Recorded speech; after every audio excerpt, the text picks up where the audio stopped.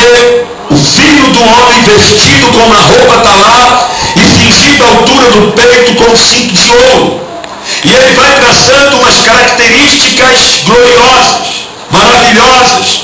Ele vai traçando uma característica de um Cristo glorificado, ressuscitado, que reina para todo sempre. Ele vai dizer que seus cabelos são brancos como a lã branca, como a neve. Ele vai dizer que o seu rosto é resplandecente como o sol na sua força. Ele vai dizer que os seus olhos são como chamas de fogo. Suas vestes compridas e na altura do seu peito tem um cinto de ouro. Ele vai dizer que os seus pés são como latão reluzente e polido e refinado.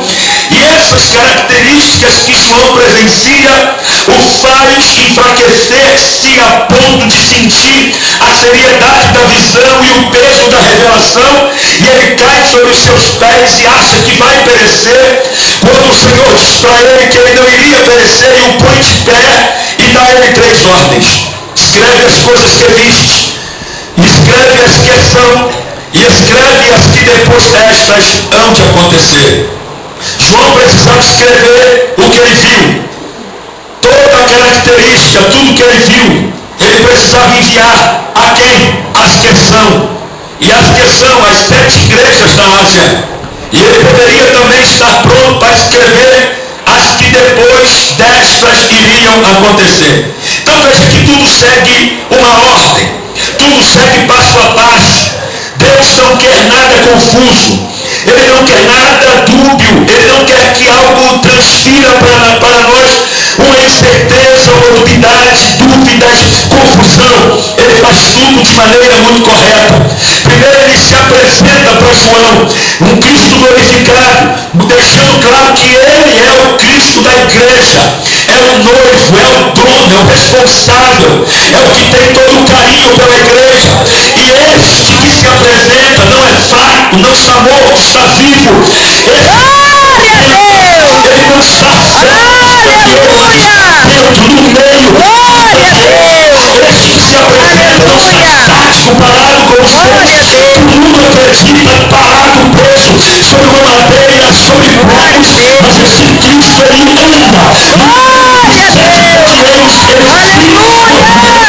Ele vai mandar dizer para as igrejas que ele é o primeiro, que ele é o último. Ele vai dizer para a igreja que ele na verdade é o centro e deve ser o centro da atenção da noiva do cordeiro da igreja de Cristo Jesus. E isso vai promover o que na igreja? A intenção é promover para pelo menos 5 das 7 um reavivamento. Não vou dizer avivamento, porque o avivamento ocorre quando chega a palavra. E se para ele chegou a palavra e houve a transformação, ocorreu o avivamento. E o que as 5 igrejas da Ásia necessitam é de um reavivamento. Elas precisam ser reavivadas. A palavra avivar é usada pela medicina. Se há uma parte do corpo necrosando, se existe alguma parte do corpo que está apodrecendo, e os médicos precisam tratar, a palavra usada pela medicina no que diz respeito ao tratamento de uma parte do corpo necrosando é avivar. Então isso implica em dizer tirar o que está podre, o que está morto, o que é inválido, o que não serve, para dar lugar ao que já existe na sua originalidade e que foi impedido de sua normalidade por causa de uma doença, de algo que está matando parte do corpo. Então, isto trata-se de um avivamento, de um reavivamento. Todas as vezes que houver a necessidade de uma raspagem para retirar o que é podre, então isso chama-se reavivamento do lugar que está necrosando. Então o que é que Deus quer fazer? O que é que Jesus quer fazer? As 5 igrejas, porque todas as 5 são repreendidas, todas as 5 a elas são apontadas seus erros, a elas são apontadas seus defeitos, seus problemas, seus traumas, seus desvios, seus desvarios, suas suas condições mortas diante de Deus.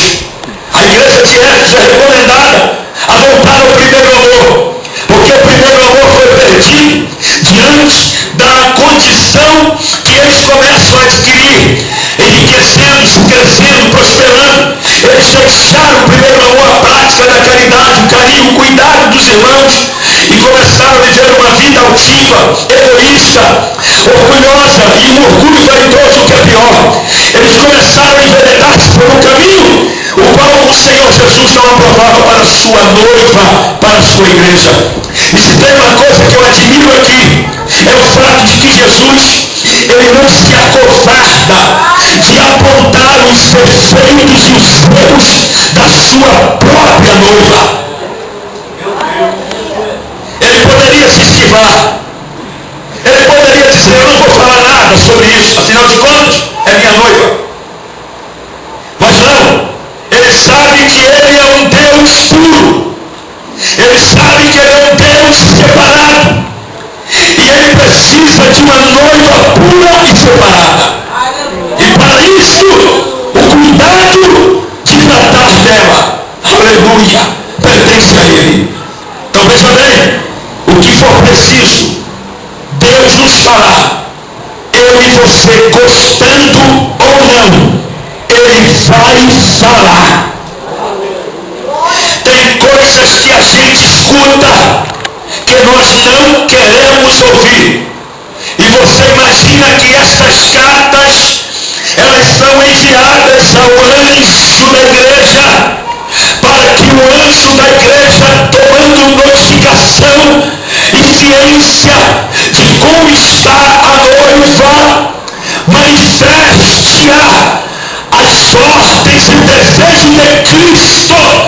Então entenda, Deus sempre vai se utilizar de seus canais para falar à sua noiva. E enquanto, aleluia, o Espírito Santo estiver aqui entre nós, homens de Deus serão profundamente usados para orientar a minha e a sua vida. Isso aqui chama-se orientação de alguém que ama, de alguém que tem zelo, de alguém que tem cuidado. Porque se o pai não ama, se o noivo não ama, ele não se importa com a maneira que você vive. Mas se tem amor, aleluia, ele vai se preocupar com o seu comportamento, com a sua maneira de viver, com o que você está fazendo, aleluia, ou está deixando de fazer. Ele é o noivo, ele é o dono da igreja, e ele sabe das nossas profundas necessidades. Aleluia, glória a Deus. Olha aqui, ele sabe quem está bem e quem está mal. Aleluia. A ele ninguém engana. A igreja crescia muito. Éfeso, Pérgamo, Tiatira, Sardes, Laodiceia. Cresciam muito, porém reprovadas. Mas ao contrário de Filadélfia e Esmirna, eram igrejas sofredoras, cheias de lutas, porém aprovadas. Aleluia. Então entenda bem, às vezes determinadas coisas que alcancemos podem nos dar a sensação, e isso quando alcançamos numa condição errada, pode nos dar a sensação de que há uma aprovação de Deus no que diz respeito aos erros.